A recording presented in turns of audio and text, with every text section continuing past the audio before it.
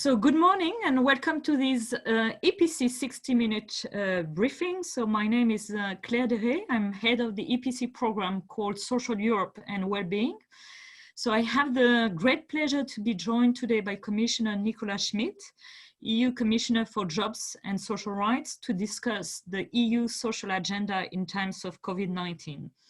So thank you very much, Commissioner, for being with us today. So Commissioner will present to us the EU social response to the ongoing health crisis and the set of measures that have been taken and approved by the EU and the member states in the field of social protection, but also in the field of labor market policies. And we will then discuss how COVID-19 has influenced and is still impacting the EU's social agenda, what additional measures are needed to mitigate the painful consequences of the crisis, especially on people's income, jobs, access to public services, and quality of life.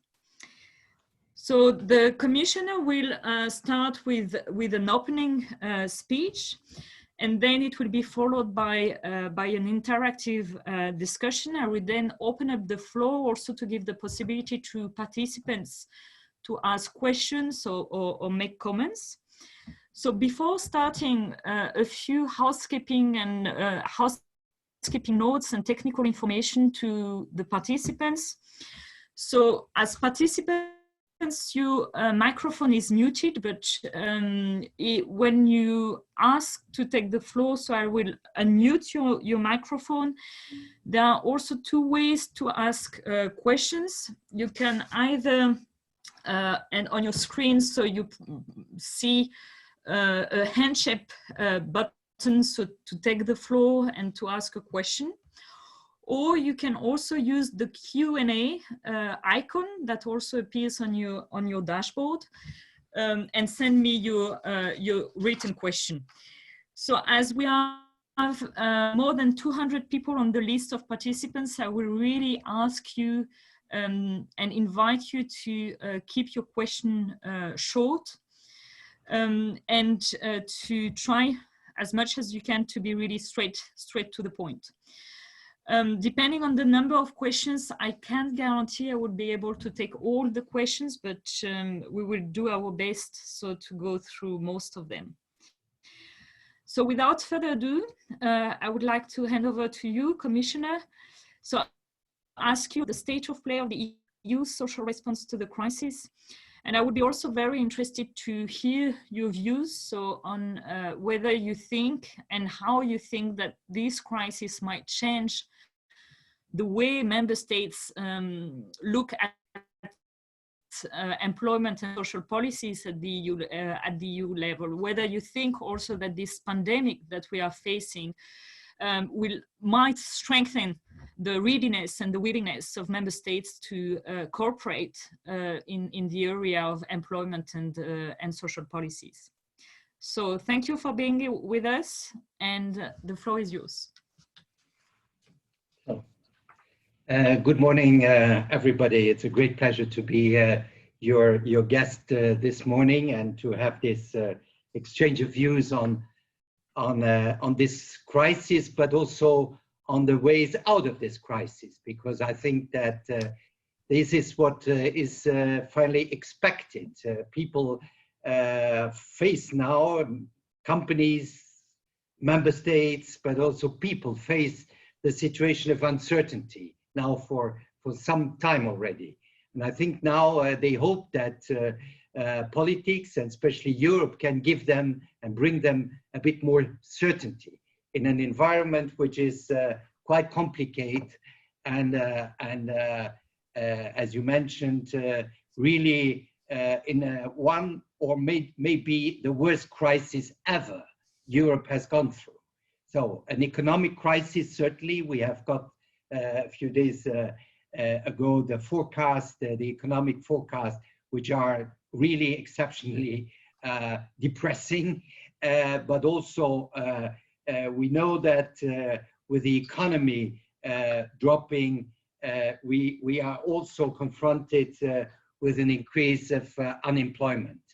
And unemployment goes together very often with also social problems and social crises. So we have to be prepared to face first the issue of our economy. How can we relaunch, kickstart our economy? I think this is something absolutely indispensable, taking fully into account the uncertainties around the health situation and the virus. Nobody knows exactly how the virus can still be around, and the virus is still around, so health remains a major priority. So we have to be cautious, we have to proportionate in kickstarting and relaunching the economy, what is about to happen now in most of our member states. And on the other hand, we have to really look after the social situation in our member states. So we have an increase in unemployment, though the increase in unemployment is much less than, for instance, in the US. We have seen in the US a real explosion of unemployment, more than 30 million people in a few weeks going to unemployment offices because they have lost their jobs. This did not happen, fortunately, in Europe. Why? Because member states reacted very promptly and introduced nearly in the 27 member states a short-time scheme which preserves jobs. And I think this was a very important measure, and I will come back to that. So I think this is the situation we are facing. And for exceptional situations, and if there has been once an exceptional situation in Europe, it's now. It's even compared to the financial crisis, I think we have a much more complicated crisis in a way, because we have a crisis on the side of the supply, because our economy was in a state of frozen state, and we have a problem of demand. So we have to act on both sides in order to hopefully to come back to some normality in a reasonable short time, because the longer this crisis would last, the bigger the economic, but also the social problems would be. Now, as all these crises, they do not hit everybody the same way. So there is a lot of divergence. First, there's a divergence on the health side, because we have seen some populations are much more under danger than others.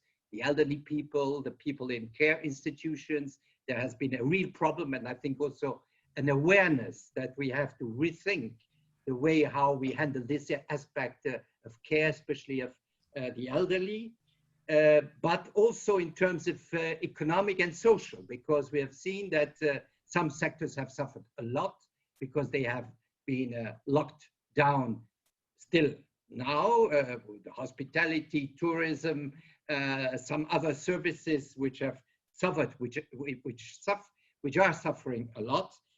Automotive sector, I heard that there is a drop in car sales by 76% during the last months in Europe in the automotive sectors. So this is a sector which is a key industry in Europe and which has been really hit massively. By the way, it's a sector also which is starting to go into a big transformation. So there are two big issues coming together. But also in terms of social impact, we have very different situations. I first would like to mention young people. I fear in a way that we will come back to a situation where youth unemployment really becomes a big issue on our social agenda and employment agenda. Because many young people have lost their jobs, because very often in many member states they have been on more precarious working schemes, short-time contracts, or being self-employed or bogus self-employed, whatever. So they are affected very much by that. So we have really to think how we can save or prevent a new lost generation. We spoke a lot about lost generations during the previous crisis, and there was a lost generation. Youth unemployment had surged quite drastically, and there is a danger that it will follow the same path. So this is a priority for the Commission, and especially also for the Jobs Commissioner. How can we really limit this explosion of youth unemployment? The second category I would just mention are women, because we have seen that this crisis had a differentiated gender impact. First, many women are working in those sectors which have been hit a lot, tourism, services, and so on. But women have been also in the front line, because 70% of those working in the health sector are women, and also in the care sector are women, or in the supermarkets are women. So we have discovered that finally that we undervalued some crucial jobs or crucial sectors. Finally, where everybody now knows that you cannot have a sound economy without a strong health system. So this is something I think we have to reflect also about investment, but also about valuing or reevaluating the jobs, the importance of jobs in these sectors. So this is a discussion now which has started in many member states, in France, but also in Germany, not in the country I'm coming from, because I've looked at the statistics. There is a difference in salaries for nurses in Europe from 1 to 6. Now, the living standards are not 1 to 6 in Europe, and the work a nurse does in Luxembourg, for instance, or in Romania, it's not 6 times more difficult in Luxembourg than in Romania. This explains why there is also a lot of movement of these professions to the higher wage countries, which is fine. But at the end, also, you need nurses in all the member states, not just in those where the salaries are high. So this is a discussion we really have to have. And this has an economic dimension, but it also has a very strong social dimension. I also want to mention housing and homelessness. I've been asked a lot of questions about homelessness. This has become a European topic now, because we are, in whatever city we go, we discover that there are people living on the streets, and they are more and more. And they have been hit by this crisis, because when everybody was told to stay at home, well, their home was the street. And so there's a social problem, there's a major social exclusion problem, which we really have to reflect on how we can develop, not European policies as such, because that's not a competence of the European Union, but push member states to really tackle this issue. Because in a way, it has become a European issue, because people are moving. The homelessness are also moving from north to south, from south to north. So this is an issue we have really to look together at. Inequalities, I've read what Madame Lagarde has said yesterday. She has given an interview, and I was struck. She has identified 3 issues. She has identified first the model, our growth model, when she says, well, we have to face the issue of climate change. And this has not changed. The corona crisis has not changed the importance of the issue of climate change. Second, inequality has become a real issue, a real problem in our societies.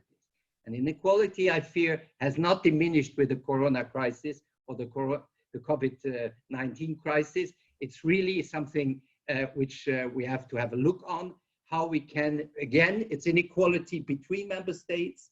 That's the question of divergence. And we have the big promise of Europe is convergence, it's cohesion, it's solidarity, and there is a risk of more divergence. And this is a risk not just for the internal market, where we always have, since the law, considered the internal market had to be accompanied by cohesion policies, and with policies acting in the direction of more convergence. It's a risk for the monetary union, but it is also a risk for the idea people have of Europe, because if people have the idea of Europe that this Europe is just working for a minority or for companies or for, and not for everybody, and that this promise of fairness, of shared prosperity, that was one of the ideas. And I must say the President of the Commission always refers to this idea of a social market economy. And the promise of social market economy is prosperity for all. That was the promise, by the way, of the inventor of the social market economy. If people have the idea that this Europe does not work in this direction, we will also have a problem of populism and of negative attitudes towards Europe. Now, what have we done? Because everybody said, what is Europe doing, or what has Europe done? First, I have to say, we had to do something in many areas where we have not specific strong competencies. The health area is not a field where Europe has strong competencies. But nevertheless, I think after some difficulties at the beginning, we have really worked to bring things together, to have some coordination in the area of procurement, of production of protection equipment, and so on. This was a very important issue, and this was a very high priority for the Commission, because we were facing really big problems when member states really had this attitude, well, my state or my country first, and forgot that solidarity is also, especially in a crisis, a health crisis like this, is something which is in the interest of everybody. The second one is borders, because we have faced the closure of borders. Now, borders, the opening of borders, the free movement is one of the central or core issues of the European project. So it was an uphill fight to convince member states to preserve, at least in some areas, the opening of borders, transportation of goods, the idea of a green lanes, but also frontier workers or border workers to give them the opportunity to work. Now, I mentioned already we have mobilized all the funds we could by introducing high flexibility and telling member states, well, use the money which you have left in the cohesion funds for all the purposes you consider to be priorities in fighting the COVID crisis. But and this brings me back to the labor market. I just mentioned that these schemes of short-time work were limiting the explosion of unemployment. But we all know that this is quite expensive, nevertheless, because billions of euros have been spent by member states on preserving jobs and preserving income for the employees. But in a way where, when you preserve jobs for the future, that's a good investment, and preserving income has a positive impact on the economy, because if people lose too much of their income, well, this provokes even a sharper drop in the economy. And therefore, we put in a very, finally, in European terms, short period in place the famous SURE mechanism. And today, I think the Council will adopt this measure. What is it? In very short, very briefly, we create an instrument to finance short-time work models or mechanism in a very open way. I think that we have not issued clear, harmonized guidelines. Every country has its own model. We have opened it, by the way, for self-employed also, that they can be supported by that. And there will be the possibility overall for 100 billion euros for loans, and people and member states can draw on this 100 billion.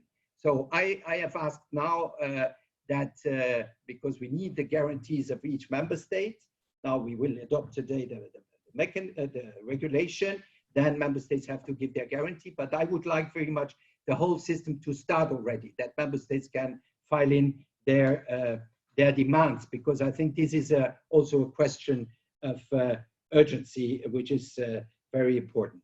On borders, as I said, we have fought a really uphill fight, but things are improving, I must say. Too slowly, in my view, but they are improving, especially also for cross-border workers. There's one category of workers finally we have discovered in a way. These are the seasonal workers in Europe. There are a few hundreds of thousands.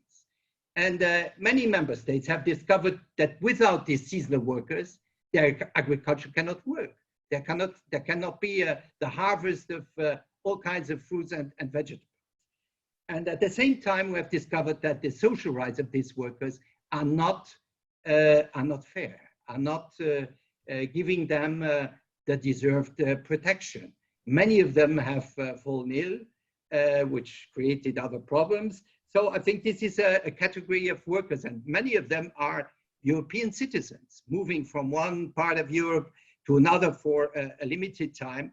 So this is an issue we have really to look at and to find that and to make sure that these workers have the right to social protection, fair wages, and also health protection, which presently is very important. Health and safety, I mentioned, is crucial for also the relaunch of our economy. Here we have published, or OSHA, our agency in Bilbao, has published guidelines which really inspire companies and also social partners, because I think social dialogue at this moment is of very important, of high importance. Now, what should we do in the future? What are the perspectives? I think I mentioned already youth unemployment. So we are working on a new youth guarantee and new youth employment policies in order to avoid exactly what I said, a new lost generation, very much focused on training, apprenticeship. I do not want now 2 or 3 years of young people not having access to apprenticeships because companies cannot afford taking in young people. So we have to look, how can we make sure that these young people get their training and their qualification. So this is very important. Skills has been a key issue and will stay with us because this crisis will accelerate also a lot of changes which were ongoing. We have seen what we are doing now, telework has expanded dramatically. And this will stay with us.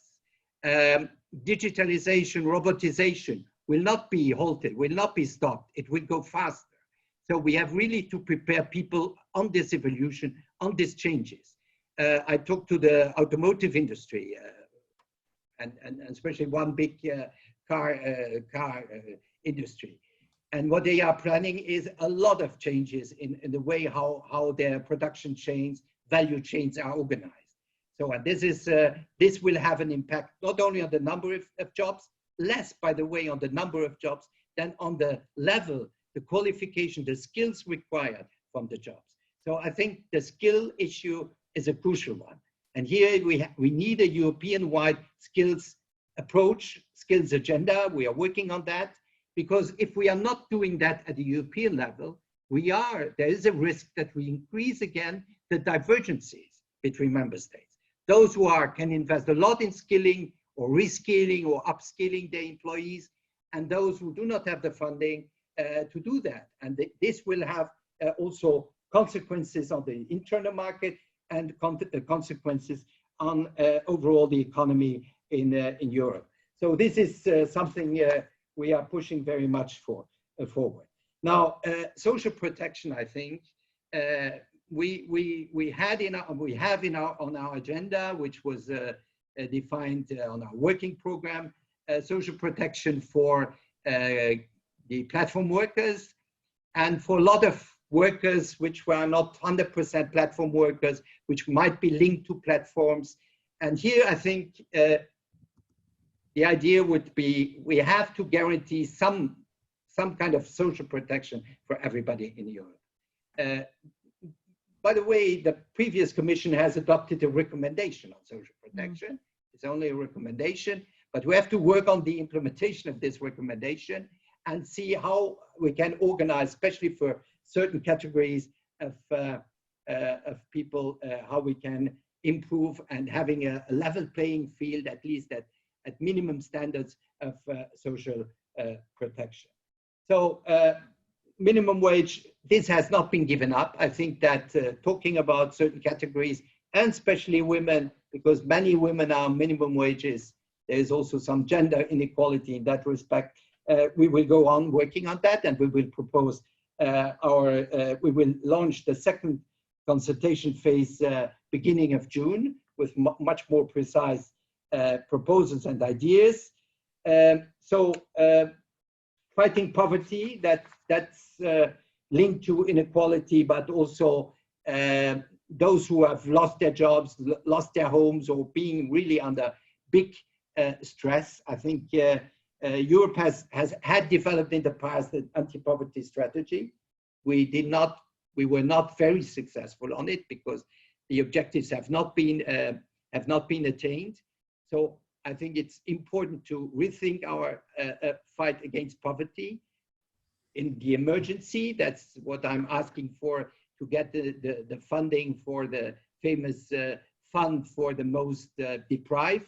So this is more emergency, but we have also to work on fighting poverty in a more structural way.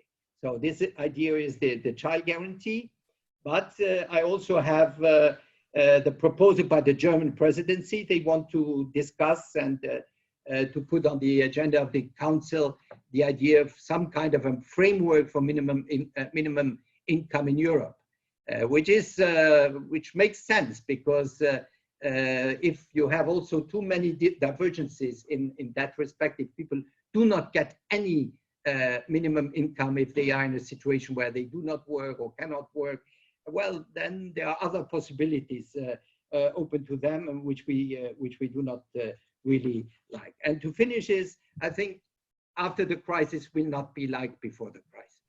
So we have to rethink our investment policies. We got good news yesterday. So this is something we can build on, I think, very important. We have to look at certainly the modernization of our economy, preparing people to the new jobs, the green jobs. The greening of our economy is something which is really as important as before this crisis. And I think we can only come out of this crisis by transforming also our economy, and especially our industry. And this creates jobs, but we have to prepare people to take these jobs. The digital, I have spoken already a lot on that. So I think, but also social investment. I think we have to relaunch this idea that social investment can make our societies more resilient. We have the pillar of social rights. In a way, this is a program to make our societies more socially resilient, but you cannot have an economy which is resilient without a strong social component, because otherwise you are always in this frictions and conflict. So I think both have to be put together. And so I would say what your president has said, that in a way it's a turning point for all of us. Either we choose the right direction, we are able to invest, we are able to invest in people, we are strengthening our model, economic model, but also social model. And I think this is something very much at stake for the future of Europe. Or we go in a direction of return of nationalism. I think President Van Rompuy has called that tribalism. And this is the wrong direction and the dangerous direction, because at the end, it could really put Europe under pressure and under threat. So in that respect, I would say the social dimension, the President of the Commission has charged me to strengthen the social dimension.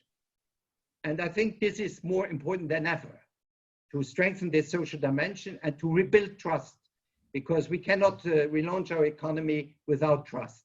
Trust of the business sector, but also trust of the people, that they are not left behind and left alone. Thank you. Thank you very much, Commissioner. So I think for your very rich and dense inputs. So you cover so many areas. So I think that there is a lot of food for thought and food for discussion. So before I open up the floor, because I see there are some questions coming up. So before opening up the floor, so I would like to react maybe to some of the points that you mentioned in your presentation, in your inputs. One of the points you made was about inequality. And you made the point that so the crisis that we are facing at the moment, that there is a risk that it will exacerbate inequalities, in particular inequalities among workers. Do you see a risk in the recovery strategy that will be implemented by the member states? Do you see a risk that this recovery strategy might put really the focus on jobs creation on a jobs creation agenda, regardless of what the jobs might look like? So how to ensure that this recovery agenda will be combined with a very ambitious agenda, I will say, on quality of work and decent jobs. So that would be my first question. And the second one, I think that I found also your point about so the importance to invest in quality healthcare systems, very important. And you mentioned so the difference in the working conditions of healthcare professionals. You also mentioned that there might, in some instances, be some tension between the freedom of movement which is one of the key principles of our single market, but also the huge differences that we see in some sector in the working conditions of workers, in particular of healthcare workers. What do you think that the EU can suggest as a solution, as a proposal to these tensions or to these discrepancies? Do you think that social dialogue is one of the solutions, trying to enhance and maybe improve the quality of the social dialogue in these sectors? Or do you think that it also needs to be complemented by other instruments like legislative instruments at the EU level? So that would be my two first questions. And then I would then give the floor to the participants. Well, very rapidly on the nature of recovery, I think we have to combine different aspects. Certainly, it's not just saying, well, it's job creation, whatever it takes, whatever jobs there are. I think that doesn't really correspond to the need for changing our economy, and especially when we are talking a lot about greening our economy. So this is very much about new jobs, very much linked to fighting climate change, new qualification, new skills. So that job creation and skilling people are very much tied. So this is the idea of quality jobs, which has more and more appeared also in our documents, is key, but we have to define what does that mean, quality jobs. That means also that people have to be paid decently. This is the minimum wage issue. So we have to increase productivity in Europe, I think. So in order to increase productivity in Europe, we have to invest more in people's skills, because our demography goes in a direction where finally it's about productivity, because our working force is in most of the countries declining. It's especially declining in some parts of Europe, Central Europe, Eastern Europe. They are very scared about the demographic issue. So really here, productivity is a real issue, and with productivity goes also improving wages. And if you want to keep people there, you have to increase wages, but at the same time, you have to invest more, you have to improve productivity.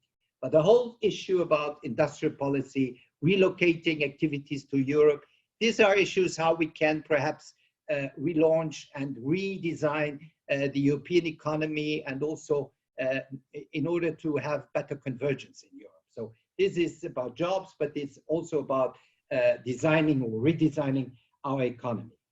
On working conditions, well, certainly, as I said, there are huge differences in payment for the same job. Now, we all know that you cannot have the same wage in 27 member states, because there are differences in productivity, there are differences in living standards. But at the same time, we have to get some kind of convergence moving, and these differences have to be narrowed. And here, I think you mentioned it. Social dialogue is very important. Unfortunately, we do not have enough social dialogue, especially in some member states. Even in some member states, social dialogue is under threat.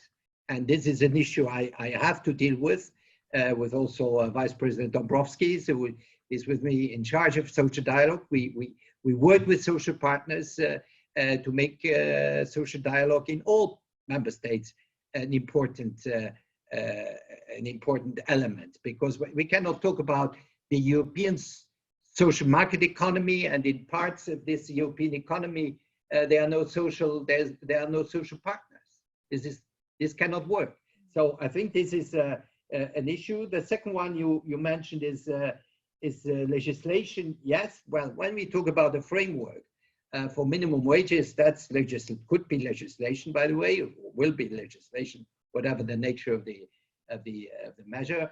And here the idea is well to push for some more convergence and to find a better balance, because nobody questions the movement of people, free movement of people. But, you know, if let's take the example of nurses from one member states go to some other part in Europe, well, these countries really face a major issue. And this is not a European idea, because every European citizen should have the right to have good care when they are ill or when they are old and they need it. So we have really to find a new balance here, and this needs, well, this cannot be done in a fortnight. This has to be planned and organized. Social partnership, better wages, investing in our health systems everywhere, also in those countries where they have less financial means and margins. So we have to push these countries to invest more. And this will be part also of our recommendation, investing in skills, investing in other social infrastructure. Thank you very much for your answers. I will now give the floor to Kerstin Born-Sirkel, who would like to raise a question or make a comment. I don't know, Kerstin, can you? Yes. Thank you. Can you hear me? Yes. Hello. Thank you very much, Commissioner Schmit, for a very insightful overview of the measures that the Commission has taken. Question from my side relates to the agencies that you have mentioned OSHA and the guidelines that OSHA has put out. I would like to know how you see the role of these agencies in the recovery process. You've got Eurofound in Dublin. You've got CDFOP in Greece. So what role do you think they will play, and do you see a need for realignment here? Thank you very much. Thank you, Kerstin. I will take the second question by Jan Wilke. So Jan, can you hear us? Yes, thank you. One question regarding you underlined, Commissioner, the danger of a lost generation and renewed youth guarantee as a response. However, today we don't know yet how much funding, for example, will be available through the European Social Fund Plus to fuel this policy instrument. So how do you see this, the renewed youth guarantee can speak also, have a role on the post-COVID-19 investment packages that are created and connect to other policy sectors, education, speaking about the skills agenda. So how do you see at this stage the youth guarantee can really mobilize beyond the social fund? So thank you for these two questions. I leave it here for now. So I see there are additional questions coming in, but maybe to start with these two ones on the agencies, the role of the agencies, and then the youth guarantee. Well, the role of the agencies is quite important. I just mentioned now OSHA because they were really challenged because now the first challenge was health and safety, because how can we restart working under safe conditions? And so what they did is I must say remarkable, because they issued these guidelines, and I think this was very well received by employers and also by the trade unions, by social partners, and inspires a lot of companies where, well, we need to reorganize the way how people work. This is not just an easy task to do that. When you have to redesign production chains in the automotive industry and so on, this is important. So this is quite a challenge, and I think they were very instrumental in that respect. Now, you mentioned Eurofound, but Eurofound gave us a few days ago a very interesting study also on the impact on the perception also by employees and by people of this crisis, because you have really to understand what people what are people caring about, how can we respond to their problems, and what they feel as real threats from this crisis. So Eurofound has done this study, and we have to draw on the especially also working conditions, what they are working a lot on. This is something which remains very important. Wages also, by the way, they are studying also the differences in wages. So I think they are very important agencies. They had been important before, and they are even more important to give us guidance, because what good policies need is guidance, it's knowledge, it's understanding what happens outside. So I think they are, and CDFOP also, they have issued now some interesting study on the skills and the impact on skills. Now as I said already, we are developing telework. Now this is nice. Not everybody can work on telework, by the way. So this was also some kind of inequality between workers. But telework, it has very positive sides and may have also risks. So we need to understand what is this change about? When more and more people are working at home, what does that imply for the whole working or work organization? So I have asked finally the social partners to deal with that, because they dealt with telework, I think it was 15 years ago or something like that. Now that was at the beginning of telework. Now we are really having a big leap in that. So they have to see how do companies organize that? What is the working condition of somebody who is partially working on telework, or even sometimes mainly working? So these are all issues these agencies can be very helpful. Now, yes, a lost generation and funding. Well, we will have to draw on some additional funding if we want to put in place a revamped youth guarantee with new measures. Then we have to draw on more funding than initially planned, because we suppose before this crisis that youth unemployment at least was declining, even in those countries where it remained very high. Now this has changed completely, and this may stay with us for a moment. So we really have to get more funding. So we will fight for that, also in the framework of the recovery plan, to concentrate, focus on this issue of supporting young people to get better opportunities to enter a difficult labor market, and and also in the longer view of ESF Plus. So this is something we are discussing, and I discussed that also with the president, and I must say she's very sensitive to that. Thank you. So for the sake of time, so I will take two more additional questions. So I see Solène Molard, so who raised her hand. So Solène, are you with us? Yes, can you hear me? Two very quick questions. You mentioned the poverty, the increasing poverty and the risk. The Europe 2020 strategy had an objective on poverty reduction. So what will become of this objective under the new Commission? Will you have your own objective? Will there be any framework or integrated approach on poverty reduction? And second question, a bit more specific. We know that minorities are most hit by the crisis. And in Europe, the biggest minority is Roma people. How can we support them during the crisis and after the crisis? What will become of the proposal for a post-2020 Roma framework? Is it maintained for this year? And will it include specific measures related to the crisis? Thank you very much. So thank you for this question. And so I will take the second one by Giulio Pasi. Giulio, the floor is yours. Thank you. Thank you. Do you hear me? Yes, we do.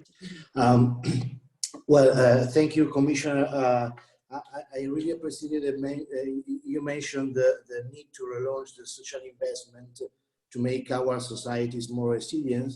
And my question is, how do you think the European Commission can promote this approach and this relaunch of the social investment, and provided social investment brings together many different things and somehow an integrated approach to policies? How do you see this could be managed within the college and the different portfolios? Thank you. Okay. Maybe on this question of social investment, if I may add, so at the EPC we have been also calling for, and we have published a number of publications in that direction, calling to exclude also some part of national expenditures that are really directed to social investment, like for instance, when it comes to modernize healthcare systems, so to exclude them from the calculation of national debt. So the question again, so I think it's the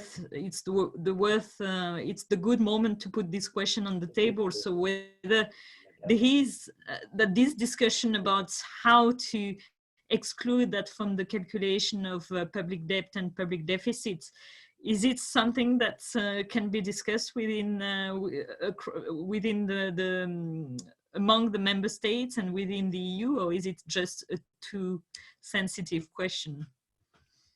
Well, should I start with that, because now you you invited me in a way.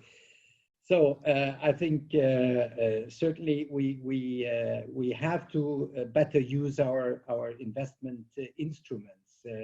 I think about InvestEU, but also now the new and future recovery plan, how we can direct more investments in the different social infrastructures. And I mentioned that, well, some countries have discovered weaknesses, which could have become dramatic weaknesses in their health system, but we also have childcare, which is linked more to the child guarantee. we have education, and so on. So I think these are strategies which come up also on the social scoreboard and on our country-specific recommendation, where we try to understand where are the needs, where are the needs, and how can we promote investment to respond to these needs, because this is quite different from one member state to another. And I think this idea of social investment is not a new one, because it was launched, I think, by my friend Laszlo Andor in the Barroso Commission. And it was a bit forgotten, because though the Juncker plan did not exclude social investment from financing, finally it did not really work, because probably also the financial conditions were not geared to that. But so we have to rediscuss this and see how now in the recovery strategy we can emphasize this aspect. Now, you asked me a difficult question now, because I'm not the commissioner for economic affairs. But as I quoted already, Mrs. Lagarde, I would do it again. And I say, well, after the crisis is not before the crisis. So a lot of our certainties have been shaken. And you cannot just say now, after 2 years, now the old world is back, because the old world will not come back, given the amount of debts and the new needs which we have, which we face. So certainly this discussion has to be held. And no, I cannot preempt or say, well, this has to be excluded. That will be a difficult discussion, how far flexibility should go, and how we value also some kind of investment, because an expenditure is not an expenditure, because when you invest in the future of the young generation, this is quite different than just expending from on a daily basis. So I think this will be a discussion without any doubt. Now, poverty, certainly we are working on poverty. I've mentioned the child guarantee. We have a lot of focus on this, because we consider that this is a nexus where we really can improve the situation, but not just alone on that. But I mentioned the German idea of some minimum income. All this has to be brought together. Now, should we come out and say, well, we think that within the next 5 or 10 years, poverty has to be lowered by X million or X percent? I'm not sure if this should be done. We are in a reflection mode on that. I think we had done it with the 2010-2020 strategy with moderate success. Now, I think what is important is to have the right instruments and to work on the right instruments. And then getting objectives, why not? But this is not something we are yet there. So on this minority issue, certainly this is a very critical issue. And I've discussed it a lot also with the European Parliament, by the way, the Committee on Employment, where there is among members coming from Central Europe, a high sensitivity to that. And I think this is an important issue also for the cohesion in these societies, because you mentioned the Roma population. So this cannot be given up. We have to continue this programs during the crisis now, but also post-crisis, because this is a highly political, social, and issue which you cannot just leave aside. Yes, this is more or less, no? Yes. Yeah. So thank you very much. I see we are approaching the end of our 60-minute briefing. So my apologies to all the participants who raised the question and I couldn't take them because of the the time constraints that we are facing.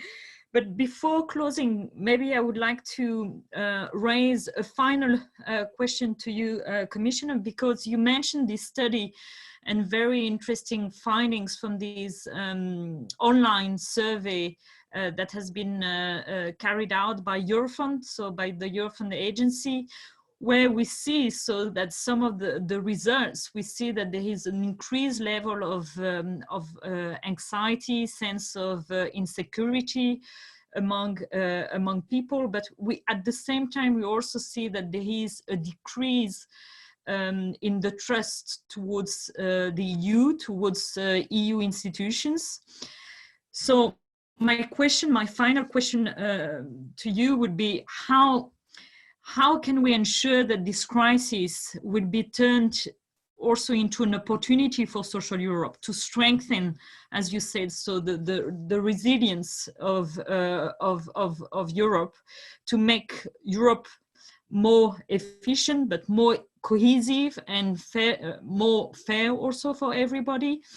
And so what would be decisive, and also whether you see a specific role for the European Commission to create this momentum? Well, I read in the article your president wrote, he said, well, Europe has not a lot of competences in the social field. I do not really agree with that. It's a question, the treaties give us not all the powers, but it gives us a shared competence in the social field. It has not been always sufficiently exploited. Now we have the pillar of social rights, which is quite broad, which is really also covering issues where Europe has not a direct competence, but we can enhance a lot of initiatives with member states. So I think that if we miss this occasion and this opportunity, that Europe has a strong social identity. Because finally, what defines Europe? We see it now in comparison to the US. We see it. Well, here people, they get healthcare.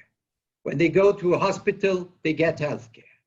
When they cannot work, they get the compensation when they cannot work, and they stay at home when they are ill.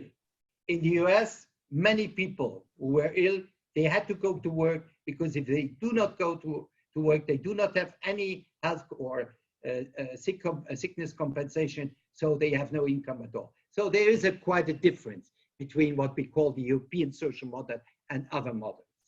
And this is something we have really to continue on. And those who before, some years before, said, well, Europe is sick out of its social model. Well, they have discovered that Europe was not sick out of the social model. Europe's strength is also its social model. And we have to work on that. We have to see where are the weaknesses. How can we improve this social model? How can we make it more fair, better organized? How can we integrate also the new technologies in that? How can we skill people who work and evaluate or value the work which is done in the whole social sector? So I think this is a tough work. But if people get the feeling that Europe is just telling them, well, you have to respect your budgetary constraints, and we do not care about the social, well, then I understand that Europe is not really very attractive anymore, especially in a time where people ask, what about my income? What about my job? What about my health insurance? What about my pension? What about my kids' situation, and so on? So we have to respond to that. We have to do it with the member states. We have to build on what we have already, but try to improve it. And we have to take the anxieties of people serious. We cannot ignore it. This is not an issue for technocrats. This is really an issue for politics and for politicians. And anxieties, they are exploited. If we do not listen to the anxieties of people, others will take them up. And they are taking them up and use them in the sense, well, that's Europe, that's the fault of Europe. Sometimes, or generally it's not the fault of Europe, it's the fault of also sometimes of member states, because they close the borders. But now we have to rebuild this social Europe, strengthen it, and make it part of the big European project. This is a tough job, and we have to do it. There's no alternative to that if we do not want people starting to be more and more critical and finally turning their mind towards those who say, well, let's come back to the national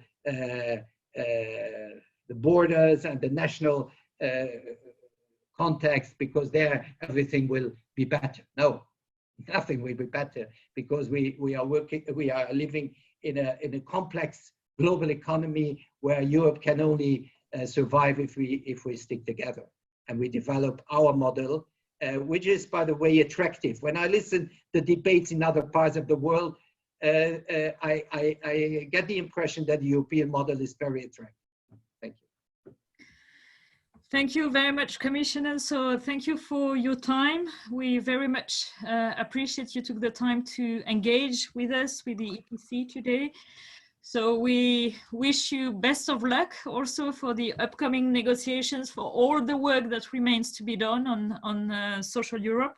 I would like also to thank all the participants for the questions, for the very interesting comments that I got also on the platform. I very much look forward to continuing all the work that remains to be done on Social Europe, and we look forward also at the EPC to future upcoming debates. So with you, Commissioner. So I wish you all a very nice day and stay safe. Bye-bye. Thank you. Thank you very much for inviting me. Thank you. Bye-bye.